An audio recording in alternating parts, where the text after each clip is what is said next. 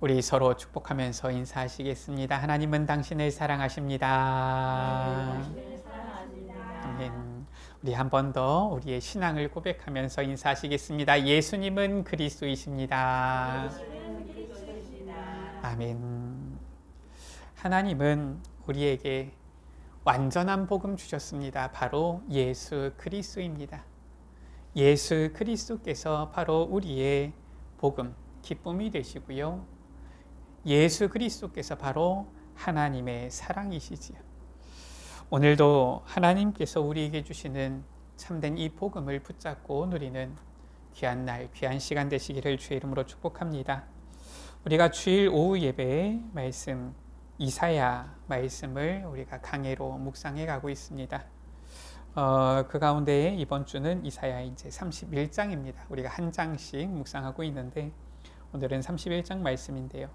실은 이사야 31장 말씀은 우리가 지난주에 보았던 30장 말씀과 같이 이어서 보는 것이 사실상 이해가 잘 되어지고 또 사실상 같이 연결되어지기 때문에 같이 이 30장 말씀이랑 이어서 볼 때에 우리에게 주시는 주의 말씀을 다시 이렇게 확실하게 알 수 있지요. 우리가 지난주에 이사야 30장 말씀을 보았습니다. 배경이 무엇이냐? 지금 아수르라는 강대국이 일어납니다. 이 아수르라는 강대국이 일어나니까 지금 이 이스라엘은 그에 따라서 이 세계 정세에 따라서 대비를 해야 되지요. 북이스라엘은 아수르에 의해서 멸망당했습니다. 주전 722년이지요. 지금 이제 이 남유다가 남은 거예요. 이 남유다도 아수르가 워낙 강대하기 때문에 지금 굉장히 두려워하는 가운데 있는 겁니다. 당연히 어떻게 하면 됩니까? 우리는 믿음을 가진 신앙인으로서 하나님께 의지하면 되는데 오늘날 우리나라의 정치인들만 보더라도 어떻습니까?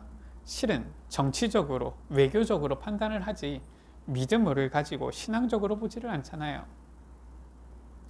안타깝게도 남유다도 그런 상황입니다. 그래서 30장에 보니까 이 남유다가 아수르가 강대국으로 일어서니까 지금 대적할 만한 힘이 충분하지가 않아요. 그래서 생각해낸 것이 무엇이냐? 저 애굽을 의지하자 이렇게 한 겁니다. 물론 애굽도 강대국입니다. 그런데 애굽은 당시에 점점 이제 약해져가는, 우리가 쉽게 이렇게 표현하는 이빨 빠진 호랑이 마냥 약해져가는 나라고요. 아수르는 꼭 떠오르는 해처럼 지금 새롭게 막 일어나는 강대국이에요.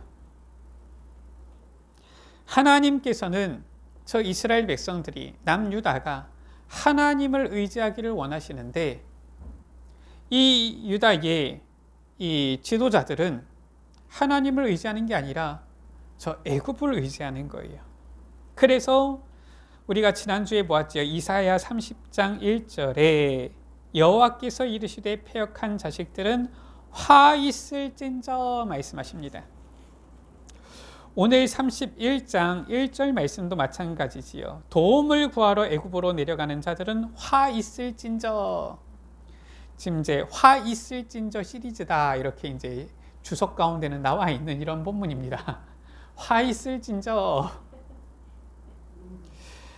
한마디로 해서 애굽을 의지하는 지금 유대의 나라에 대한 경고의 말씀을 주시고 있는 거예요. 도대체 아니 힘이 없으니까 다른 나라라도 의지해야 될 것 아닙니까? 이게 세상 사람들의 생각입니다. 그러나 하나님이 보실 때에는 크게 문제요, 크게 죄예요. 30장 1절 말씀이지요. 그들이 개교를 베푸나 유대의 지금 지도자들이 계책을 냈습니다. 그런데 나로 말미암지 아니하며 여호와로부터 하나님께로 말미암지 않았다. 그것이 죄다라고 말씀하고 있는 거예요. 맹약을 맺었으나 서로 협약을 맺은 겁니다. 뭐 좋지요. 나라끼리 서로 협약을 맺어서 야 우리가 어려움 당하면 너희가 도와주고 너희가 어려움 당하면 우리가 도와줄게. 그럴 수 있잖아요. 그런데 그 맹약을 맺었지만은 나의 영으로 말미암지 아니하고 여호와께로 말미암지 않은 것이 죄다라는 거예요. 2절 말씀이지요. 애굽의 그늘에 피하려 하여 애굽으로 내려갔으되 나의 입에 묻지 아니하였도다. 그것이 죄다라는 거예요. 우리는 자칫하면은 세상에서 살아갈 때에 하나님께 묻지 아니하고 당연히 그렇게 하는 것이지 하면서 내가 알고 있는 내 경험대로 세상에서 겪었던 나의 어떠한 이러한 학습한 배움대로 판단하고 결정하는 경우가 있어요. 어떻게 보면 세상에서는 그게 당연합니다. 그렇잖아요. 나라와 나라가 서로 협약을 맺고요. 나라와 나라가 서로 의지해요. 뭐가 잘못됐습니까? 그게 맞잖아요. 그런데 하나님께서는 죄다, 서로 협약을 맺은 게 죄다, 그게 아니에요. 의지하는 게 죄다, 그게 아닙니다. 뭡니까? 나에게 묻지 않았다라는 거예요. 오늘 31장 1절 말씀입니다. 도움을 구하러 애굽으로 내려가는 자들은 화 있을진저. 왜냐? 그들이 말을 의지하며 병거의 많음과 마병의 심히 강함을 의지하고. 의지가 되지요. 그렇지 않습니까? 지금 이 마병, 이게 무엇을 말합니까? 요즘으로 말하면은 전투기, 탱크, 미사일 뭐 이런 겁니다. 군대가 가지고 있는 군 전력이에요. 이런 것들이 얼마나 의지가 됩니까? 벌써 이제 이 6.25 일어난 지가 벌써 이제 76년 되었지요. 1950년 6월 25일 그때 주일 새벽이 아니었습니까? 주일 새벽에 저 북한이 앞에다가 탱크를 앞세우고 이 남한을 침략한 거예요. 아무런 선전포고도 없이. 그때 우리나라 군대에 탱크가 거의 없었어요. 이 탱크를 저 소련에서부터 받아와가지고 앞에다가 배치해서 밀고 내려오니까 3일 만에 서울이 함락됐습니다. 왜냐? 막을 수가 없어요. 그 당시 때 탱크, 총으로 쏴도 죽지 않네. 탱크 아닙니까? 이 탱크가 못 내려오도록 하려면은 총으로는 못 막습니다. 이제 이렇게 표현상 하려면은 대전차 쥐레라고 해가지고 사람에게 쓰는 게 아니라 전차에 쓰는 큰 쥐레나 아니면은 적어도 박격포 이상의 큰 이러한 무기를 가지고 있어야 되는데 우리나라에 그 당시에 그런 무기가 없었어요. 그러니까 계속 속수무책으로 밀려나서 나중에 이 낙동강, 부산 이남으로 대구 이남으로 부산만 남은 거지요. 왜 그러느냐? 전력이 싸울 수 있는 이 무기가 없는 거예요. 탱크가 있으면은 탱크가 있어야지 막을 거 아닙니까? 아니면 탱크가 있으면은 그걸 막을 수 있는 무기가 있어야 되는데 그게 없으니까 일단 후퇴하는 것밖에 방법이 없어요. 탱크로 밀고 오면. 사람이 총 쏘고 오면은 총 쏘면 되는데. 오늘 말씀입니다. 그들이 말을 의지하며 병거의 많음과 마병의 심히 강함을 의지하고. 의지가 되겠지요. 당연히 의지가 되지 않겠습니까? 그런데 하나님께서 보실 때에는 화 있을진저 말씀하십니다. 왜 그렇습니까? 이스라엘의 거룩하신 이를 앙모하지 아니하며 여호와를 구하지 않았다라는 거예요. 그래서 내가 이 유대를 심판하겠다 말씀하시는 겁니다. 근데 유대만 심판하시는 건 아니에요. 우리가 30장에도 보았지만 또 오늘 31장에도 나오지만 저 아수르도 심판하신다. 왜냐? 아수르는 악한 자도 하나님께서 적당히 하사 쓰시는데 아수르의 죄악은 무엇입니까? 자기들이 잘난 줄 알아요. 그래가지고 포악하게 행합니다. 잔인하게 행해요. 하나님께서는 그것도 죄악이다. 그래서 아수르도 심판하실 것이다 말씀하시지요. 그러나 우리가 이사야 말씀을 계속 묵상해 가면서 확인할 때에 무엇이 나옵니까? 하나님의 경고, 심판에 대한 말씀이 다가 아니에요. 항상 하나님께서는 경고, 심판에 대한 말씀을 주시는 것 같은데 꼭 무엇을 주십니까? 회복에 대한 메시지를 주십니다. 구원에 대한 메시지를 주세요. 이게 바로 하나님의 말씀입니다. 저 세상에 이 악한 영을 따르는 자들은 자꾸 불안감을 조장합니다. 자꾸 두렵게 합니다. 그게 끝이에요. 그러나 성경의 말씀은 그게 아닙니다. 이사야는 구약의 묵시록, 종말론, 계시록과 같은 그런 책이거든요. 어떤 이상한 사람들은 자꾸 요한계시록 가지고 막 두려움을 조장하는 겁니다. 큰일 났다, 큰일 났다 이런 식으로만 합니다. 성경은 그거를 말하려는 게 아니에요. 나중에 심판 때가 오지만 하나님께서는 반드시 그의 백성들, 그의 자녀들을 택하신 자들을 구원하신다. 이겁니다. 그러니까 믿는 자들은 두려울 게 하나도 없어요. 저 이단들은 어떻게 합니까? 14만 4천만 구원받는다. 너희들이 그 숫자에 들어가야 된다.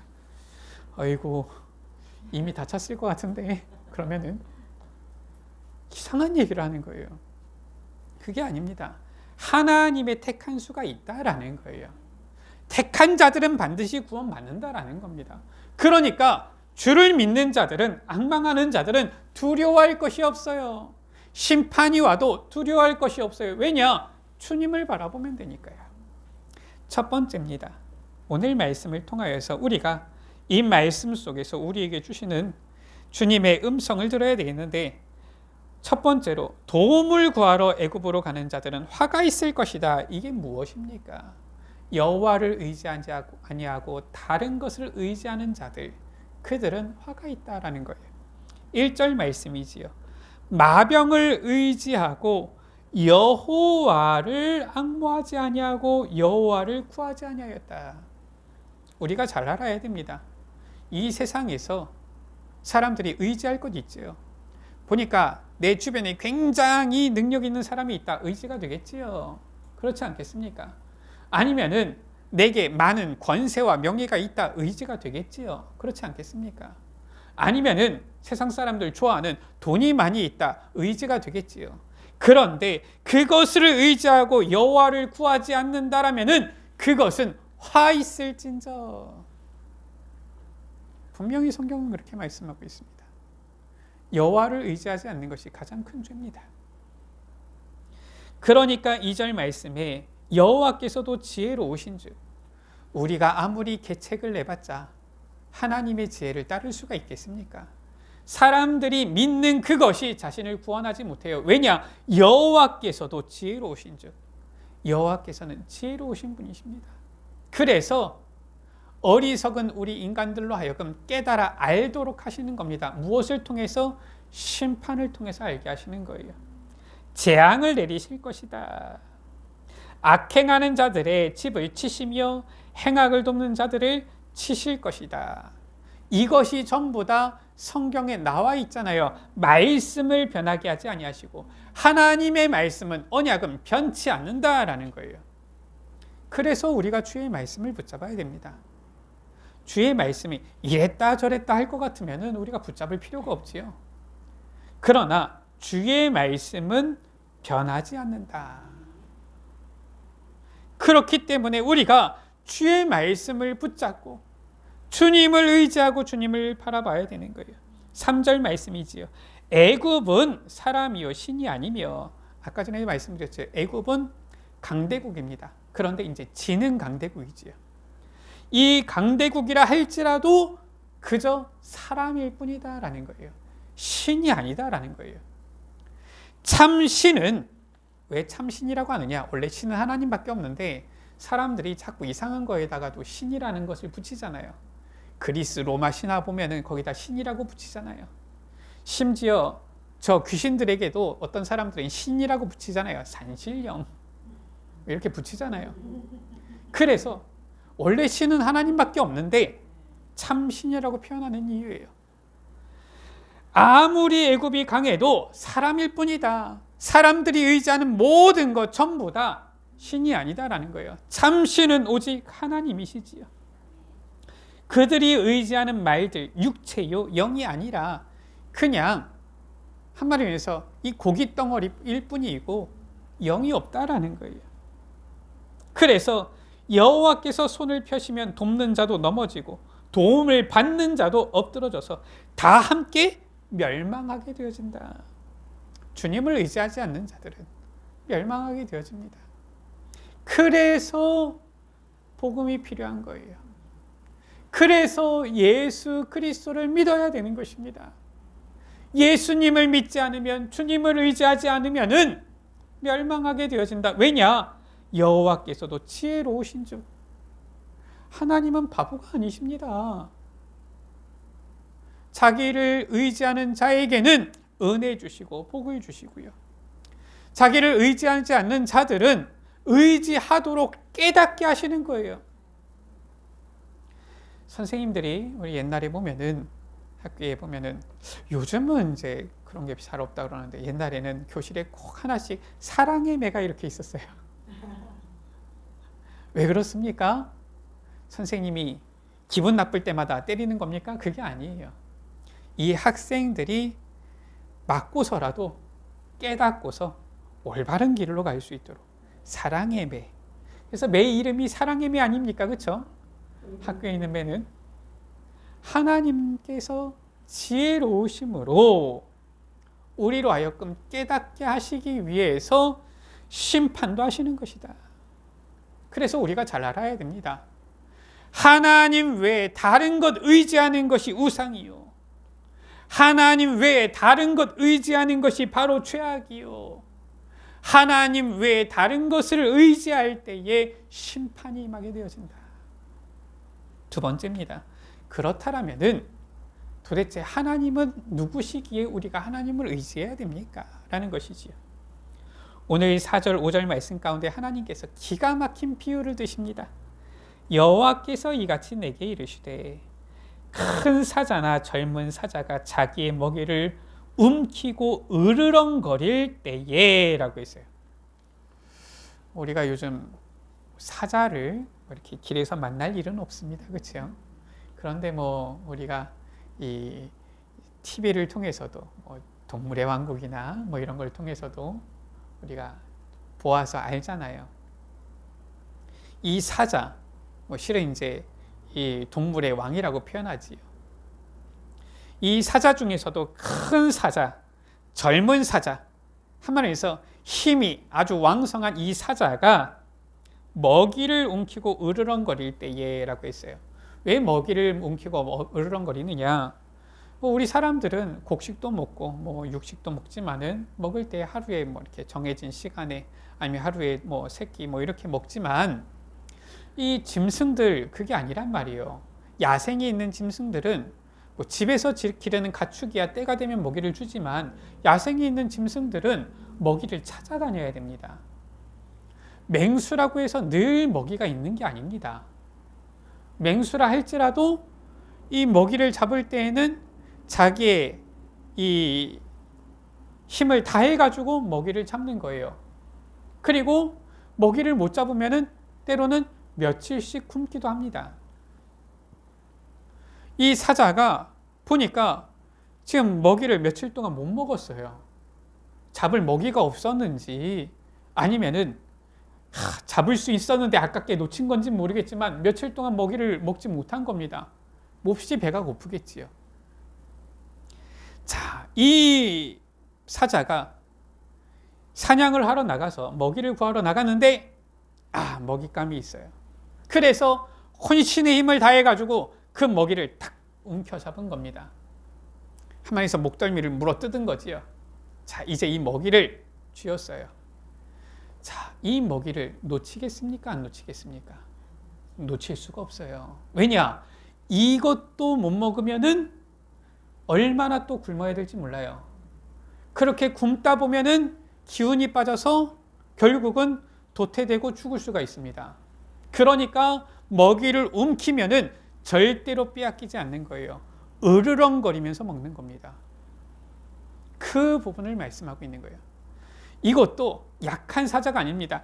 큰 사자가, 젊은 사자가 이 먹이를 움키고 으르렁거릴 때에 그것을 치려고 여러 목자들이 온 겁니다. 그래가지고 소리를 내는 거예요. 외치는 겁니다. 떠드는 겁니다. 그런데 그들의 소리로 말미암아 놀라지 아니할 것이요. 왜냐? 그게 하나도 중요하지 않아요. 지금 내가 이 먹이를 지금 먹어야 돼요. 먹어야지 살고, 먹어야지 또 다른 먹이를 찾고, 또 먹어야지 다른 동물들과 경쟁하고 싸우고 이길 수 있는 겁니다. 그들의 떠듦으로 말미암아 굴복하지 아니할 것이라. 야, 저들이 떠드니까 야 도망가자 이러지 않습니다. 자기가 싸울 수 있는 한까지 힘껏 싸워서라도 이 먹이를 지키는 거예요. 그렇게 나 만군의 여호와가 시온 산과 그 언덕에서 싸울 것이라 라고 했어요. 무슨 말입니까? 여호와를 대적하는 자들, 하나님의 백성을, 그의 성도를 괴롭히는 자들, 침략하는 자들을 대항해서 내가 그렇게 싸울 것이다. 얼마나 힘이 됩니까? 자, 하나님은 어떤 분이십니까? 또 비유를 하셨어요. 5절이지요. 새가 날개치며 그 새끼를 보암같이라고 했어요. 지금 이 새가 어떤 새냐? 어미새입니다. 지금 이 새가 지금 힘이 센 새를 말하는 건 아닙니다. 그런데 어미새가 새끼를 낳았어요. 알을 낳으니까 이 새끼가 나온 거지요. 그러니까 이제 이 알을 막 까가지고 이 새끼가 있는데 이 새끼를 누가 보호해야 돼요? 어미새가 보호해야 되는 겁니다. 다른 동물이 보호해줄 동물이 없어요. 이 어린 새끼를 이 어미새가 보호하고 먹을 것을 입에다가 넣어주고 해야 되는 겁니다. 그런데 이 어린 새끼다 보니까 이 어린 새끼를 보니까 다른 이 새들이, 다른 동물이 와서 먹이로 이제 여기고 채가려고 하는 거예요. 그러니까 이 어미새가 어떻게 합니까? 날개를 치면서 지키는 거예요. 보호하는 거예요. 꼭 예수님께서도 비유하셨지요. 암탉이 병아리를 품듯이 보호하는 겁니다. 이처럼 나 만군의 여호와가 예루살렘을 보호할 것이라. 하나님은 누구시냐? 사자와 같이 우리의 대적을 향하여 싸우시는 분이요.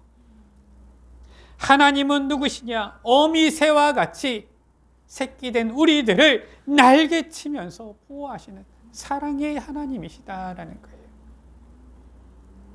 그래서 뭐라고 말씀했습니까? 6절에 이스라엘 자손들아 너희가 하나님께 심히 거역했지만 거역했던 그 하나님께로 돌아오라 말씀하고 있는 거예요. 하나님은 사자와 같이 우리를 위하여 싸우시고 어미새와 같이 날개치며 우리를 지키고 보호하시기 때문에 그 하나님께로 돌아오라. 회복의 말씀을 말씀하고 있는 것이죠.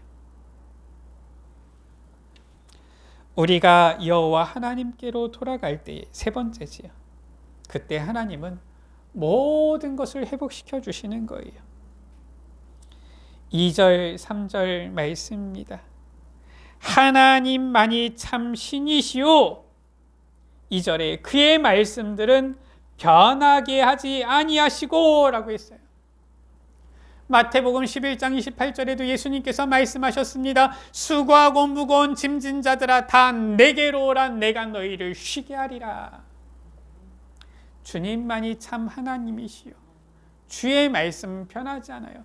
주님께로 나아갈 때 참 안식, 평안을 얻게 되어진다. 주님께로 돌아갈 때 모든 것을 회복시켜 주시는데 어떻게 회복시켜 주십니까? 우리가 싸움 걱정을 하지 않아도 돼요. 저 강대국이 오는데 어떻게 대비를 해야 됩니까? 우리가 걱정 안 해도 돼요. 왜냐? 여호와께서 사자와 같이 우리를 위해서 싸워 주실 것이다. 우리가 어떻게 먹고 살아야 될지 걱정 안 해도 돼요. 어미새가 새끼를 날개치며 보호하듯이 우리를 보호해 주실 것이다. 저 이스라엘 백성들이 애굽에서 출애굽해서 나올 때 어떻게 나왔습니까? 여호와께서 이스라엘을 대신하여 싸워주신 거예요. 저 바로왕의 군대를 대항해서 주님께서 싸워주신 것입니다. 그래서 승리한 이 개선한 군대처럼 이스라엘 백성들이 애굽에서 빠져나왔잖아요. 이스라엘 백성들이 광야길을 갈 때에도 걱정하지 않아도 됩니다. 꼭 어미새가 날개치며 새끼를 보호한 같이 광야길을 가는 이스라엘 백성들을 구름 기둥으로 불 기둥으로 보호하시는 거예요. 반석에서 샘을 터뜨려서 마실 물을 주시고요. 이스라엘 백성들이 우리가 뭘 먹어야 됩니까? 하늘에서 만나를 내려주시고요. 우리가 고기도 먹고 싶은데요. 메추라기를 보내어서 먹이시고요. 40년 동안 가는 동안에 이들의 신발이 닳지 않았고 옷이 헤어지지 않았던 거예요. 그렇게 보호하신다. 오늘 7절에서 9절 말씀이지요. 뭐라고 말씀합니까? 너희가 만든 범죄한 우상을 던져버릴 것이며, 왜냐? 금 우상, 은 우상, 값비싼 겁니다. 그런데 다 던져버릴 것이다. 왜냐? 여호와 하나님만이 참 신이신 것을 깨달아 알게 되어질 것이다. 왜냐? 주님께서 모든 것을 회복시켜 주시니까요. 8절 말씀이지요. 그토록 두려워하던 아수르는 칼에 엎드러질 것이다. 그런데 그 칼이 사람의 칼로 말미암음이 아니다.